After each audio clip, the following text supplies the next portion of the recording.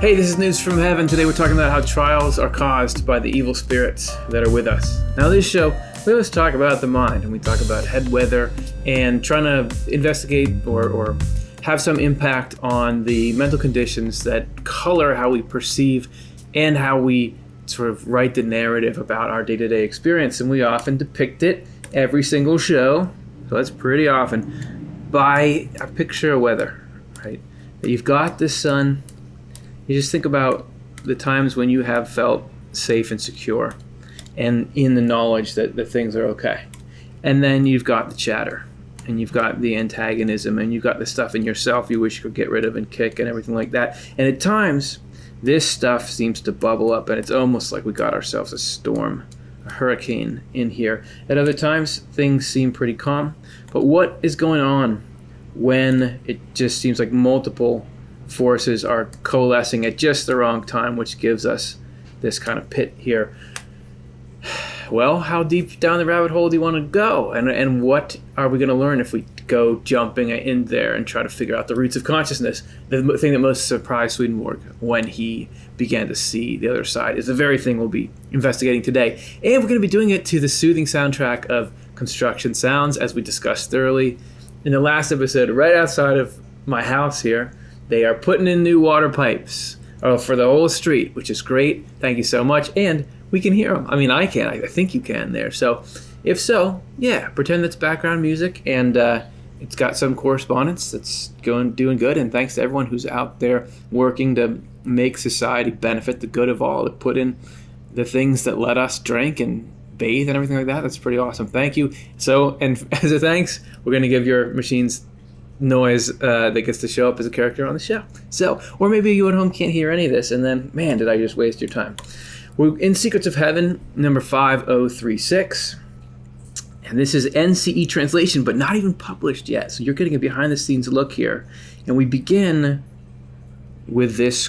This is a quote out of the Bible, because what Swedenborg is doing throughout Secrets of Heaven is going in and telling us, look, there's so much more in the text of the Bible that is about your day-to-day than you could ever imagine. And put him in the prison house. So we're talking about a story where someone's being put in the prison house. Means in respect to falsities attacking what is good. And right away, the people, you hear a lot of in the Bible, people being thrown in prison, or talking about people who are in prison. Particularly here, what's the prisoner, what's the part of us that can be imprisoned on a spiritual level?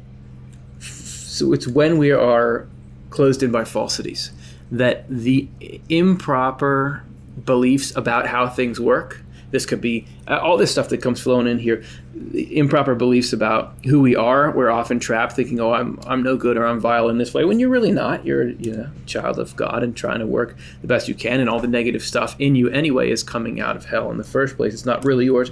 Or there are critical things about other people or we see them as threats, or things that are untrue, or we despair about the nature of life, like that God doesn't have things under control, or that life is too hard to go on. Any of this stuff, it's all, this whole mess here is the prison. This is when we're in prison. So when prison is discussed, the prison house here, this is falsities attacking what is good. Because we've got these desires for what's right and how we know life should be, and that is under siege by falsities. That's really terrible, right? Well, it can actually be part of an essential and good process. Not that there's any fun to go through, but there's more there than chaos. I think that's the thesis statement for all of Swedenborg stuff. There's more there than chaos. Life seems like it's chaos, but it's not. It's actually very precisely executed, and the goal is the eternal happiness of all of us. This can be seen from the symbolism of being put into the prison house and held prisoner there as being subjected to trials involving falsities that attack what is good, discussed below, which you can pick up a copy of this book and check that out for yourself. First, I need to say something about times of trial, and this is a cool thing to get acquainted with. Times of trial is translated in other translations as temptations, spiritual crises sometimes. These are distinct episodes that are, as we're going to see, the way in which we come out of hell into heaven. This is how you talk about spiritual growth. How you grow spiritually is through these times of trial. Hardly anyone in the Christian world today knows where trials come from. So this was Swedenborg's readership, were people in the Christian world. And when he's talking about where they come from, he's talking about what are the roots of psychological phenomena, because the trials he's talking about here is not trials like with a judge, and they're not tests sent down by God to assess your quality. We're talking about mental crises, the dark night of the soul, when it seems like things are collapsing. And where does that stuff come from? Because it can just hit you that the world, I remember being really deep into my own forms of what feels like trial, and it's like the world is pretty fine around me, but I'm just like so low right now. And why is that? Even people who undergo such trials themselves believe there's simply an anguish that worms its way into us from the evils inside us, or the whatever is dysfunctional inside us, first causing us disquiet, then anxiety, then torture. They have no idea, dun, dun, dun, that they are brought about by evil spirits present with us. Here we have the crux of the Swedenborgian psychological model and how it changes the perspective we have on the thoughts and feelings and mental and emotional states that we go through.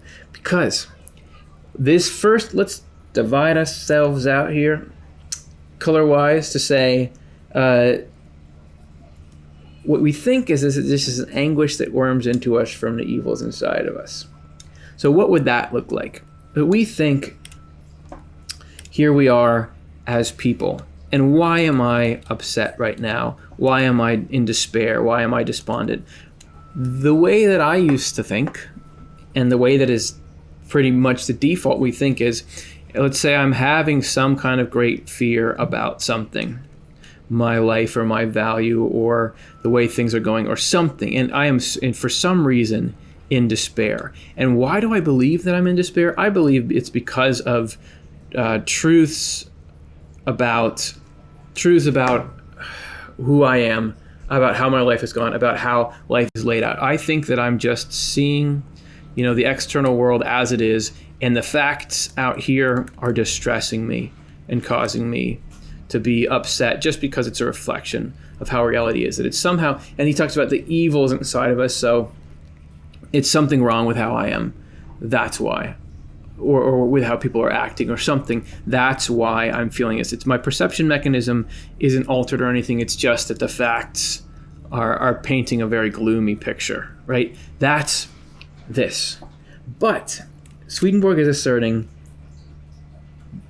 that you are experiencing a process here that is much more like, if you'll forgive me for using a disease metaphor in the era of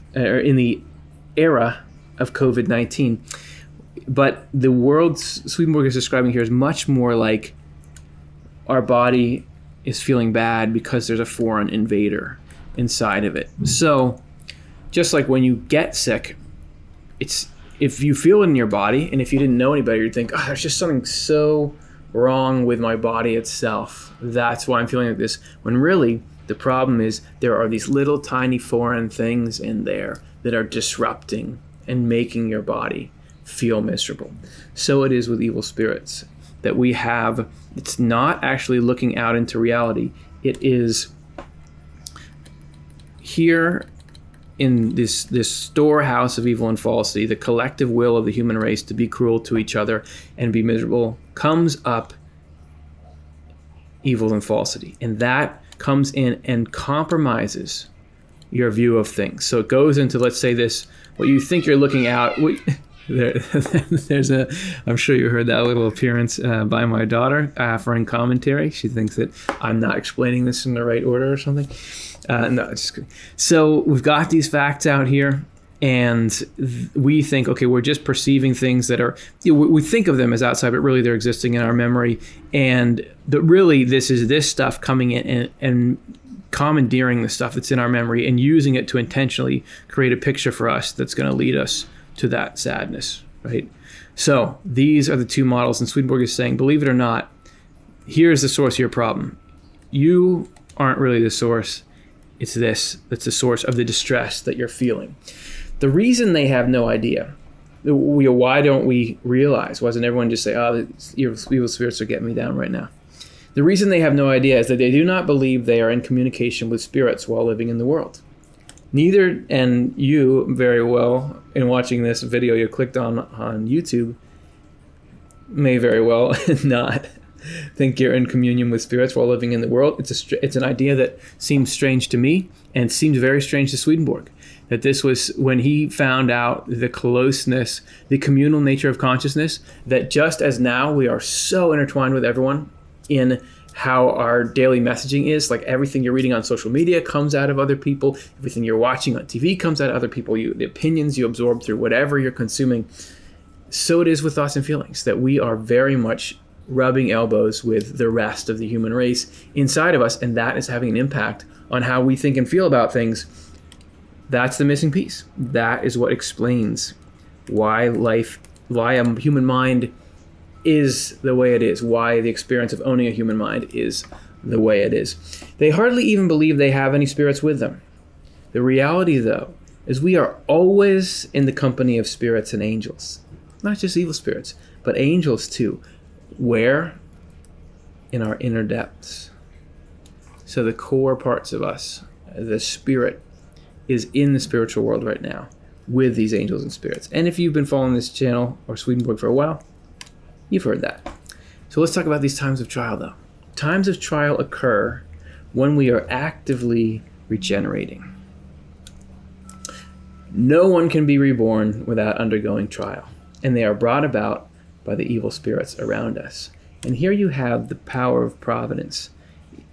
Evil spirits, according to Swedenborg, are people who have totally devoted themselves to harming others. They don't want you regenerating, which is growing spiritually and coming out of hell into heaven, right? They just want to mess you up and destroy you. They're just cruel, and they want power, and they want it over you and over everyone. But Providence is using those evil spirits and their will to somehow further our process of regeneration. So somehow we are getting the intent of these evil spirits to end up with not just a good result, but the best result. Because once we regenerate, that's what heaven is. That's what makes us into an angel. And, fun fact, we have to undergo trial to get to heaven. So you can't, so in a way, yes, it's like not fun when things feel like they're collapsing and you have these crises, but it's really like the pain, think of it more as the pain of exercise than of the pain of injury. Right? That this is moving us in a positive direction when we're going through these. It's not that everything negative we feel is one of these, but these are out there and they do exist. And so let's look at why that is. Why go through trial in the first place? It seems like a weird system. At such times, we are brought into the state of evil that is ours, or rather, the state of evil characterizing the part of us that is most our own. So there are we are all a mixed bag right now. We have good things, and this is just like I was describing over here. We have good things. You know, if you think about the angels that are with us up here, we got good things with us, and then we've got evil things with us. And these all answer to things inside of us. We have, and you know this, that you have parts of yourself that you feel like I'm really proud of that part of me. And then you have other tendencies and beliefs that you know, like, I've got to work on that, something's got to change. Well, heaven and hell each have their little camps inside of us. And the goal is for us to make subservient and push to the periphery the things that we happen to be immersed in that communicate with hell, and to instead bring to the center and magnify and amplify the stuff that comes out of heaven. That's what regeneration is. So a lot of the stuff that we need to work on and get out of ourselves, we don't even always know that it's there, or we haven't faced it, or we haven't been able to have a good opportunity to reject it. Because to get rid of something in freedom, you've got to know it, you've got to really understand what it is, and you've got to consciously choose to push away the pleasure that it offers, and say, because you say, well, that's not ethical. Right? That's not ethical, so I'm not going to do it. That's the process in miniature of regeneration. So the evil spirits provide the service of kicking up those things in us and getting us to have to confront them, and then also getting us to understand that we don't want them, that we don't want that in us in the first place. When we enter this state, so this state of trial, evil, hellish spirits surround us. And here's a little clash between heaven and hell. When they notice that angels are guarding us from inside, they stir up the distorted thoughts we have had and the wrongs we have done. But the angels defend us from within. So the theater of conflict here is your memory. Is your memory and your consciousness. Am I going to spell out the whole thing? Oh, I went off the edge of the page. Your memory and your consciousness.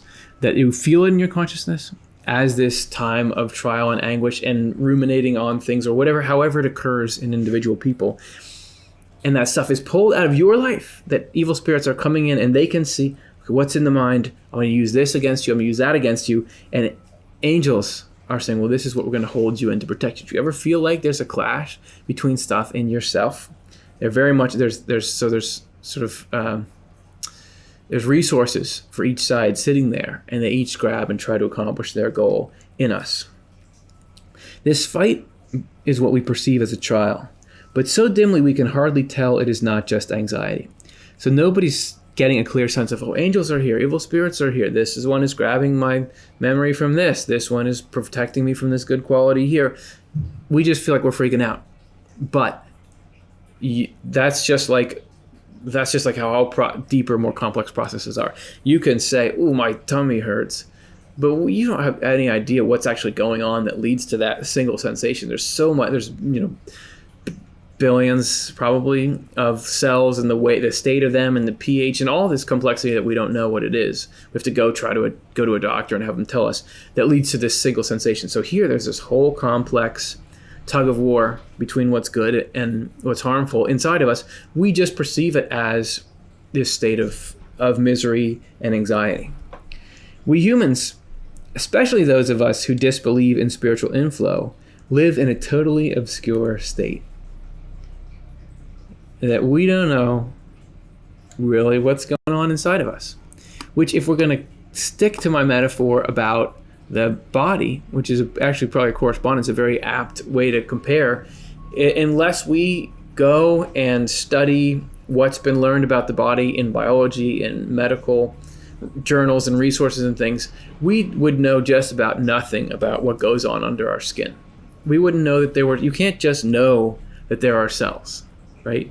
You can't just know the structure of your lungs or your internal organs or let alone things like ATP and how that works.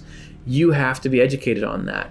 That's the same thing with, otherwise we live in a totally obscure state about what's really going on in our bodies. And you could, before people knew this stuff, you could live in your whole life and not know what's going on inside your own body. Same thing with the mind. That Swedenborg is asserting that if you don't get the spiritual side and our interaction with heaven and hell, you don't know the first thing. You don't know the first thing about the underlying causes of the life that we experience. We sense scarcely 1,000th of the issues over which the evil spirits and angels are fighting. Yet we in our eternal salvation are the whole point, and we also provide the resources. Again, sorry, but we're in the COVID-19 pandemic right now, and they're saying you can have the virus in you, but you don't even know that it's there. People can be asymptomatic carriers. So we're in such an obscure state in regards to our bodies that you don't even know if you've got the virus or not. So people can go and have it and they're done with it, and they never knew that they got infected in the first place. So it's not that outlandish we're in such an obscure state physically that there could be an obscure state mentally or emotionally, which Swedenborg says is the spirit, that there can be all this stuff going on that's leading to stuff that we just barely perceive. Yet we in our yeah, and I sort of glossed over this. Right, we sense scarcely 1,000th of the issues over which the evil spirits and angels are fighting. What are they trying to do? What's the agenda? What is really going on in our depths? Who are they each side trying to make us become? What's really at stake here? We don't know, but the angels know and what they're defending in us. Just like the Lord knows so much more of who we are, what challenges we're actually facing, what we'll become. And these evil spirits are trying in these other ways to harm, parts of us that we didn't even know existed. Yet we and our eternal salvation are the whole point. What are these two sides wrangling over? Heaven wants you to be happy forever, and hell wants you to throw away your life's potential and be miserable eventually. We also provide the resources, meaning the stuff in us that we accumulate every day, the stuff you bring into your mind, the choices you make, the motives you have. This is what colors the landscape that we're in. How are you guys doing with the construction noise? I can hear it really well. Hopefully it's not overpowering my voice. I don't think it is. Just think of it. It's good. Like, this is like outside you're hearing this battle between giant machines and the road and pipes, and that's sort of good background soundtrack to this clash between heaven and hell. What is inside us supplies both the ammunition with which the combatants fight and the issues over which they fight. So when you put a good truth in your mind, that becomes a tool in the hands of angels. That's another reason to learn truth, because you can be really down and suddenly something you learned comes back to you, right? And a particular concept is what allows you to grab onto it like a raft. And this is one of the main benefits I get from Swedenborg's writings, is that you can totally feel boxed in by the arguments of your mind against you. And you feel like, wow, they're painting a really terrifying picture of life, and I don't know how to poke any holes in it. And I tried my regular stuff. I tried saying, well, I'm good at this. Well, life is going to be okay because of this. Well, I'll try to do this. And none of it's working. But then there'll be something eternal that I learned in Swedenborg's writings about the nature of God, about the nature of love, about how the universe really works, that is the antidote. And what I'm thinking is, I'm able to get that relief in that moment because the angels have that at their disposal, and they make some kind of breakthrough that pops into my mind, and that seems like it's that concept that's pushing back the mood that's trying to destroy me. And while I'm on the subject, this is part of what these trials accomplish, because it's when we are in that place where we are really hurting and where we really need help that we really realize the power of these truths and realize our dependence on them.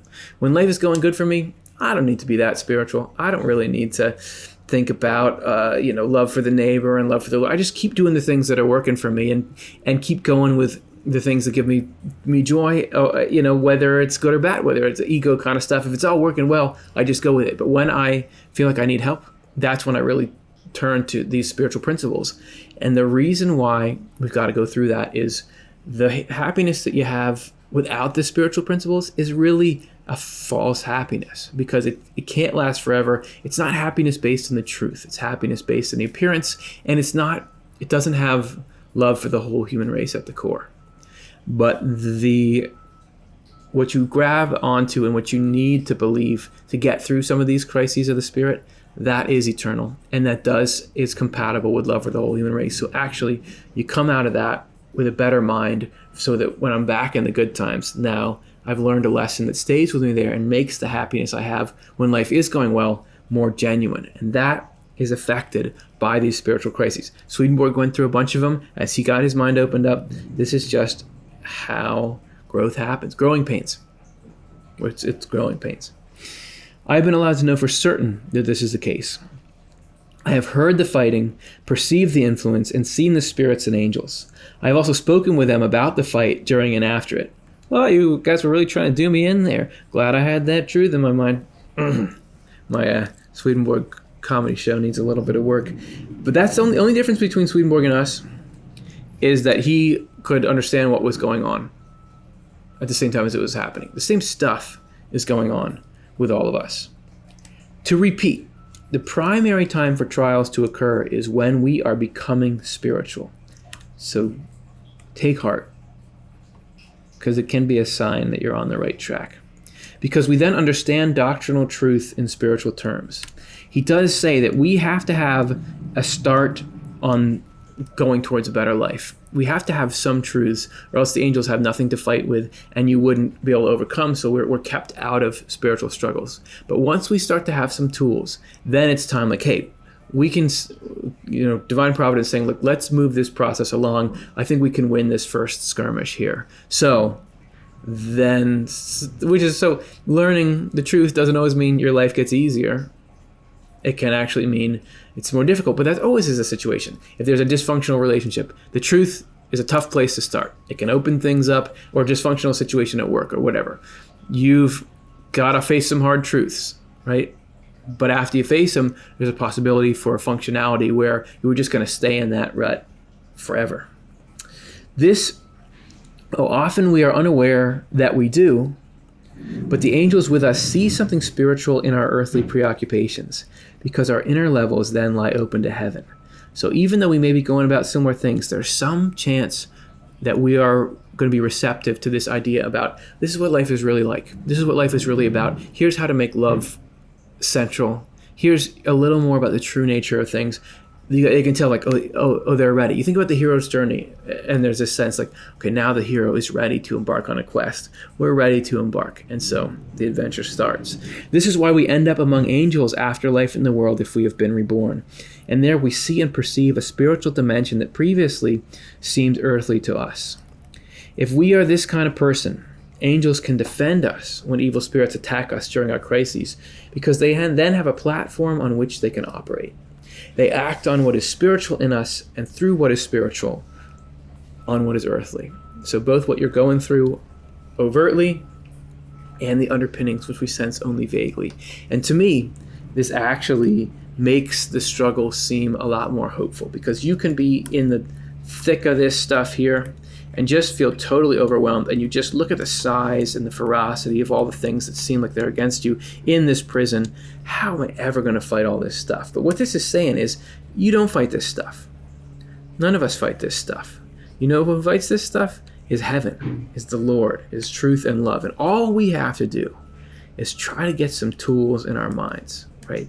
The real work is being done in the heart and in the mind by the Lord through angels. So if we can get that, it's a different level of responsibility to say, okay, I'll do my part, but you guys are carrying the heavy load here. Then it seems like, all right, I can do that. And it makes it exciting to me to think of, I'm gathering things up that are going to be put in the hands of the angels so that they can better push back the negativity that if we're going to clean up the mental landscape, there's some real force behind that and some real skill and knowledge. And I can play my part by absorbing what's good. And hopefully, as we're going through these shows, you are finding yourself picking up concepts and ideas that are useful when you come into these sorts of struggles, and that make it so that when you are in the depths of this, something clicks and you remember, and there's this breakthrough, like, oh yeah, that concept, whatever it is, that brings me comfort and peace. Because that's what the Lord is wanting you to be happy and free. And the only way to do that is to dispel this evil and falsity. And sometimes it happens through these times of trial. So that's the news from heaven.